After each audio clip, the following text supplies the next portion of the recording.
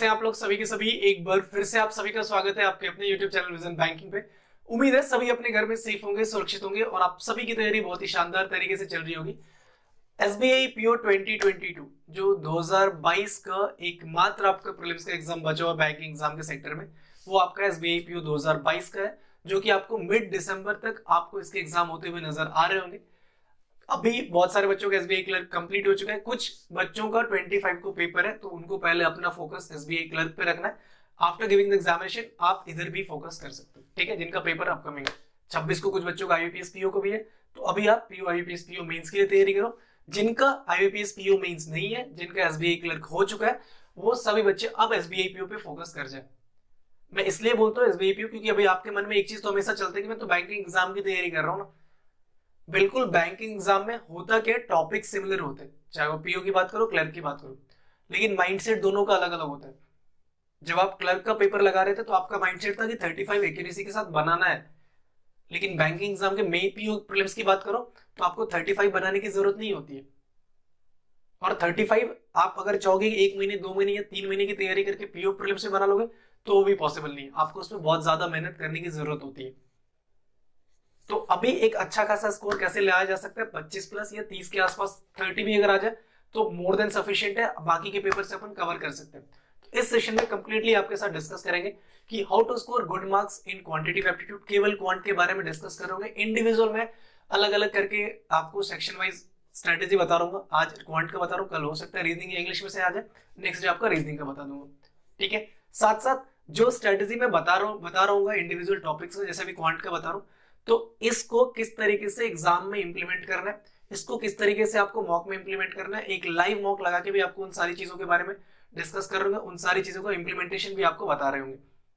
तो आज अगर ये वीडियो आपको सुबह में मिल गई है तो बाय इवनिंग या कल सुबह सुबह तक आपको एक लाइव मॉक का भी वीडियो मिल जाएगा, जिसमें आपके साथ कैसे एग्जाम में इसको बैठ के सॉल्व करना है वो भी डिस्कस कर रहे होंगे, ठीक है। तो चैनल पे अगर नए हो तो चैनल को सब्सक्राइब जरूर कर लो, बेल आइकन को प्रेस कर लो, और अगर ये वीडियो पसंद आई तो दोस्तों के साथ शेयर भी कर देना।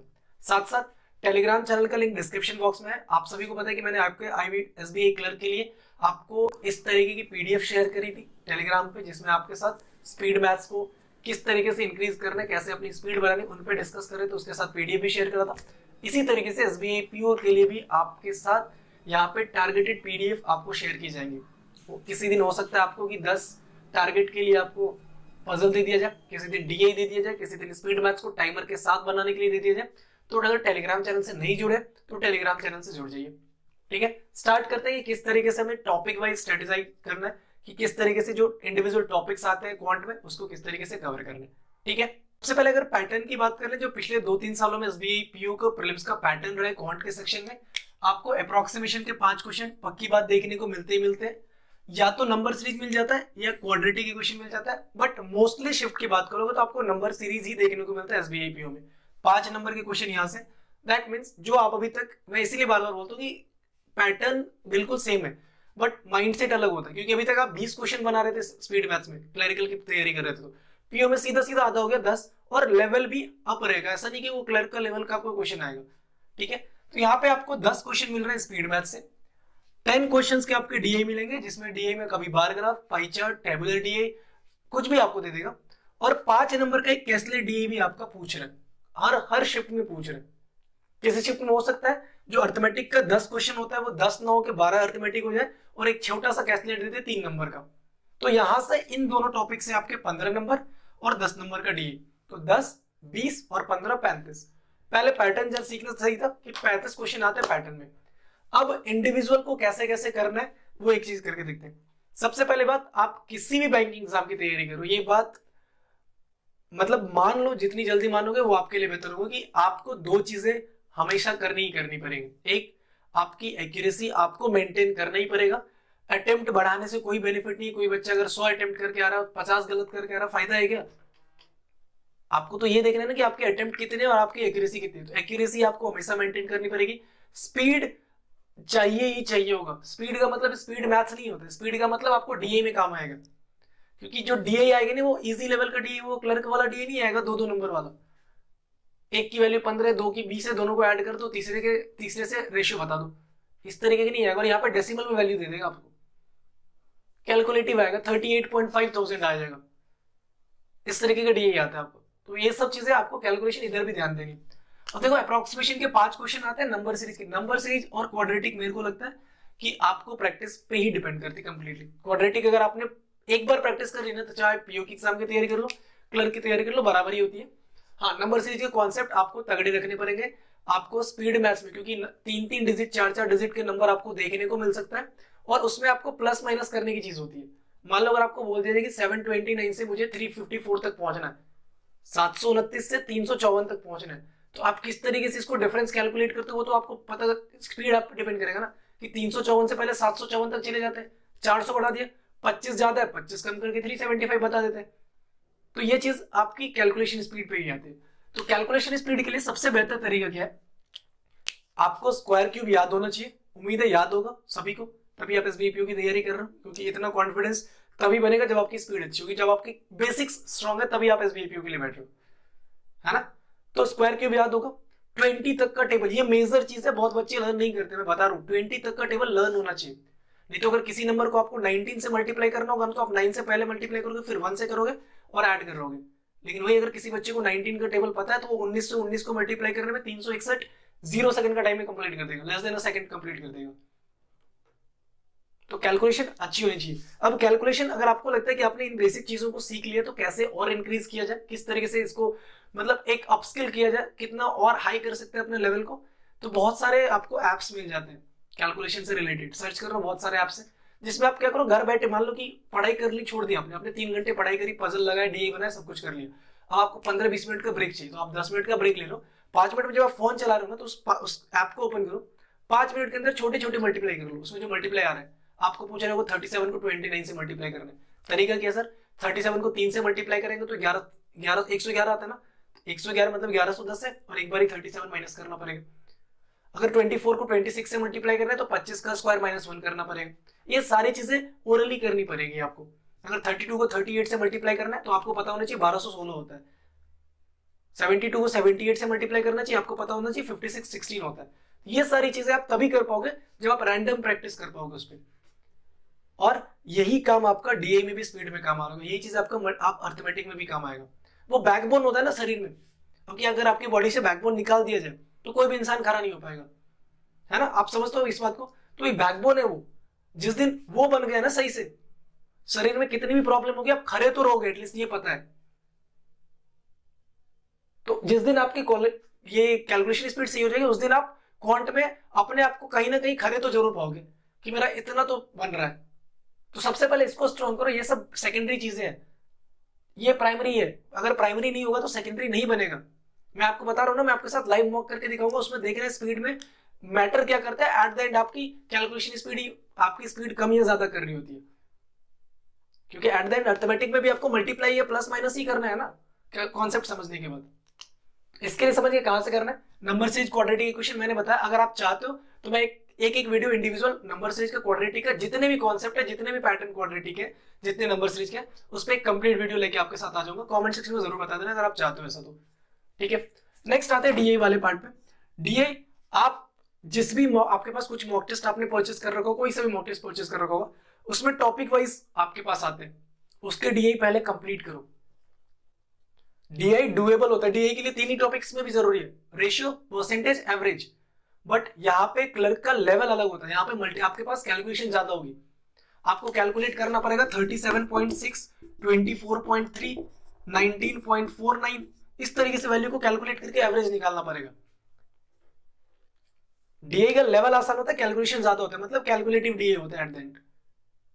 तो वही बात है कि कॉन्सेप्ट के लिए आपको रेशियो, परसेंटेज, एवरेज तो सबको आता होगा, उसी पे क्वेश्चन बन रहा होगा, फ्रेम हो रहा होगा। तो प्रैक्टिस के लिए आप डेली करो, कोशिश करो कि एक सेट जो आपको मिलता है आपके टॉपिक वाइज में, आप उसको जरूर कंप्लीट करो, ठीक। कैस्टलेट डीए डिपेंड करता है, देखो 15-20 दिनों में आप इतना प्रो नहीं हो जाओगे कैस्टलेट अगर आपने नहीं बनाया है तो, बट आप प्रैक्टिस कर लो। हो सकता है कि अगर इतना डिफिकल्ट कैस्टलेट नहीं आएगा, कैस्टलेट का लेवल इजी आता है, ठीक है, कि आप बना सकते हो, आराम से बना सकते हो। पूरी पढ़ने में पजल की तरह दिखेगा आपको, लंबा चौड़ा, बट एक एक चीजें कनेक्ट होती हुई दिखती नजर आएंगी और एट द एंड बन जाएगा कंप्लीटली। और इतना बता रहा हूं, अगर आपके कैस्टलेट अच्छे है ना, आपने कैस्टलेट पे 15-20-30 कैस्टलेट बनाए हुए, आपको कैस्टलेट के सारे कॉन्सेप्ट पता है कि पढ़ना स्टार्ट किया, और आपको अगर स्टार्टिंग लाइन से 2-3 लाइन से पता चल जाता है कि ये वेन डायग्राम पे बनेगा, ये टेबल पे बनेगा, तो जितने टाइम में एक आप डीआई बना रहे होगे, यकीन मानो उतने ही टाइम में, उससे कम टाइम में इवन आपका कैस्टलेट बन रहा होगा, क्योंकि कैस्टलेट का लेवल डीआई से थोड़ा सा कम होगा, कैलकुलेशन भी उसमें कंपैरेटिवली कम होगा। मैं ये नहीं बोल रहा कि बिल्कुल ही नहीं होगा, बट कम होगा। बट हाँ, वही बात है कि आपको उसके डॉट टू डॉट कनेक्शन पता होनी चाहिए कि कहाँ कहाँ कनेक्ट हो रहे हैं, इतनी बात है। अर्थमेटिक के लिए मैं सजेशन देता हूँ कि आप ना 5 से 6 टॉपिक पढ़ो, ज्यादा नहीं पढ़ो। अब अगर आपके सारे टॉपिक अच्छे हैं तो फिर तो आप प्रैक्टिस कर रहे हो, दैट इज गुड इनफ। अगर आपको लगता है कि आपको अर्थमेटिक में उतना ज्यादा डीप नॉलेज नहीं है, आपकी कॉन्सेप्ट उतनी तगड़ी नहीं है, तो आप सिर्फ 5-6 टॉपिक पढ़ के जाओ। परसेंटेज, एवरेज, रेशियो, ये 3 तो आपको करने ही करने हैं। नेक्स्ट आप चले जाओ SICA, profit and loss, time and work, ये 6 टॉपिक मेजर टॉपिक है। इन 6 को कर लोगे तो अर्थमेटिक में 4 से 5 क्वेश्चन श्योर शॉट फंसना ही फंसना है। प्रॉफिट एंड लॉस का एक क्वेश्चन कहीं नहीं जाएगा, एसआईसीए का एक क्वेश्चन कहीं नहीं जाएगा, टाइम एंड वर्क का नहीं जाएगा, रेशियो का नहीं जाएगा। 4 तो ये श्योर शॉट बन रहे हैं, ठीक है। कभी कभी परसेंटेज से आपको इलेक्शन बेस्ड क्वेश्चन बन जाएगा, किसी किसी एग्जाम में परसेंटेज से आपको एक्सपेंडिचर वाला क्वेश्चन बन जाता है, इनकम एक्सपेंडिचर वाला। तो 5 से 6 क्वेश्चन आपको कोई नहीं रोक रहा होगा अर्थमेटिक में, अगर ये 6 टॉपिक है तो आपके। और जिनका अर्थमेटिक बहुत तगड़ा है, जिन्होंने सारे टॉपिक से कॉन्सेप्ट पढ़ रखे हैं, आपको प्रैक्टिस करनी है, ठीक है। अब आते हैं बात मॉक पे कि सर इतना, चलो ठीक है, ये चीज ठीक है, टाइम कितना कितना देना चाहिए मॉक पे।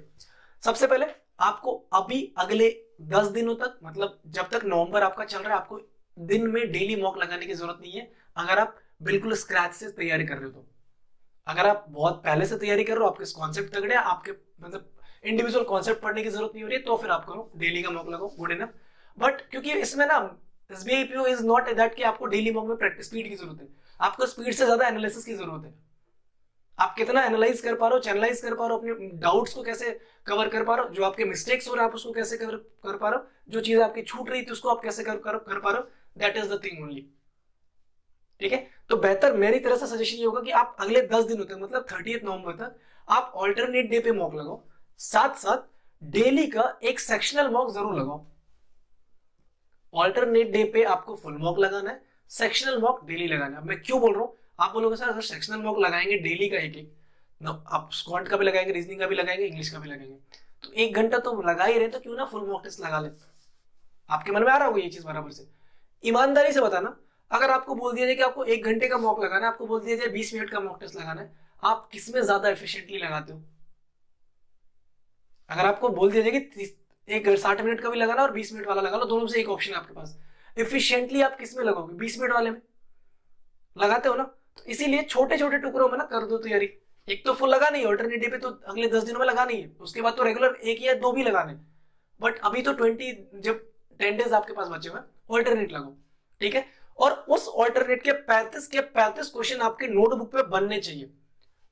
उस 20 मिनट्स के ड्यूरेशन में जितने क्वेश्चन बनते हैं वो गुड इनफ, लेकिन उसके बाद मान लेते हैं कि 20 क्वेश्चन किसी का बना, जो अगले 15 क्वेश्चन छूट रहे ना, वो भी आपके नोटबुक में बने होने चाहिए, आपके पैटर्न के साथ। पहली बात, जो आपने क्वेश्चन सीखा, जो आपने पैटर्न सीखा, उसके साथ। उसके बाद सॉल्यूशन देखो, अगर आपको लगता है कि सॉल्यूशन को, आपको लगता है कि जो पैटर्न से बनाया गया वो ज्यादा इजी वे में बताया गया, कम टाइम में वो बन जाएगा, तो फिर आप उसको फॉलो करो, नहीं तो आप जिस के साथ जा रहे हो उसी को फॉलो करो। छूटते क्वेश्चन इसलिए होते हैं मोस्टली बच्चों के, ऐसा नहीं कि उनको आता नहीं है, उनको आता सब है, उनसे बनते क्वेश्चन, बट छूट इसलिए जाते हैं क्योंकि स्पीड उनकी कम है। जो स्पीड के लिए मैंने बताया, डेली का 15 मिनट, 20 मिनट, 25 मिनट अपनी कैलकुलेशन को देना पड़ेगा आपको मल्टीप्लीकेशन 2 डिजिट के लेके बैठो यार, ऐसे करके मतलब कैलकुलेशन कर लो कि 24 को मुझे 28 से मल्टीप्लाई करना है। कैसे करना है सर? 24 को 30 से करेंगे तो 72 मिलेगा, 2 बार 48 माइनस कर देंगे, कितना? 22। 720 में से मेरे को 48 माइनस करने कितना बच जाएगा? 722 कर दो। लिखना पड़ेगा इस तरीके से। अगर आपको बोल दिया जाए कि 94 को 96 से मल्टीप्लाई करना है, तो मुझे पता होना चाहिए कि ना कि कितनी वैल्यू 90 24 होगी इसका आंसर। ये चीजें कैलकुलेशन आपके दिमाग में चलनी चाहिए, और एक दिन में नहीं आएगा। जैसे आपकी इंग्लिश की रीडिंग स्किल एक दिन में नहीं आती, ये एक दिन में नहीं बनेगा। आपको इसमें टाइम देना पड़ेगा, इन्वेस्टमेंट आपको लगानी पड़ेगी। इन्वेस्टमेंट पैसा का नहीं होगा, इस बार आपका टाइम का होगा, ठीक है। तो उम्मीद है इस तरीके से अगर आप भी तैयारी कर रहे होगे क्वांट की, तो आपका भी एक अच्छा खासा स्कोर जा रहा होगा। आज शाम में या कल सुबह तक आपको एक लाइव मॉक करवा के बताऊंगा कि किस तरीके से चीजों को इंप्लीमेंट करनी होती है आपको पेपर में, आपको मॉक टेस्ट में, सो दैट कि आपकी स्कोर अच्छे आ रहे होते हो, बट एक बात हमेशा ध्यान रखना कि भैया गलती करने की चांसेस मत रखना। आप भले ही 20 क्वेश्चन बनो, 22 क्वेश्चन बनो, 23 क्वेश्चन बनो, वो मैटर नहीं करेगा। एक्यूरेसी 23 में भी अगर 100% है तो 23 नंबर मिलेंगे, लेकिन अगर 25 अटेम्प्ट करके 3 भी गलत कर दोगे तो 23 से कम नंबर ही मिलेगा। ये बात ध्यान रखना कि जितना अपने एंड से हो गलती मत करना। हो जाता है कभी कभी एग्जाम में कि गलती से कुछ क्लिक हो गया, है ना, मान बी टिक करने सी टिक हो गया और स्पीड के चक्कर में अपन देख नहीं पाते, तो ऐसी गलती हो जाती है, बट थोड़ा सा कंट्रोल करना इन सब चीजों पे भी। ठीक है, उम्मीद है ये वीडियो आप सभी को पसंद आई होगी, तो अगर पसंद आई तो दोस्तों के साथ जरूर शेयर करें, और चैनल पे नए हो तो सब्सक्राइब करके जाओ। कोई दिक्कत परेशानी, कोई पेमेंट नहीं करना आपको सब्सक्राइब करने के लिए। अगर पेमेंट लग रहा हो तो मेरे को बता देना, मैं आपके एड्रेस तक भिजवा दूंगा पैसे। ठीक है, मिलते हैं नेक्स्ट सेशन में। Till then take care, bye bye, thank you, keep practising more and more, and all the best for your upcoming examination.